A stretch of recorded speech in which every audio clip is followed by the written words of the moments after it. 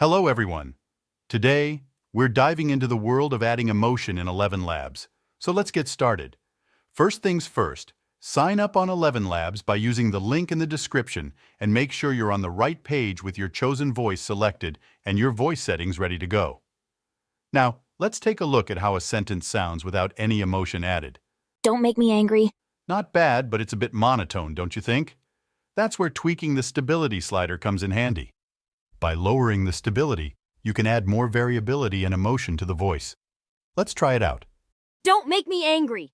See how it adds a bit more expression? Now keep in mind that lowering the stability too much might make the voice sound a little crazy, so it's all about finding the right balance. Play around with the settings until you get the desired effect. And remember, these settings might vary depending on the voice you're using, so don't be afraid to experiment and adjust accordingly. Thanks for watching, and don't forget to click the link in the description to try ElevenLabs for free.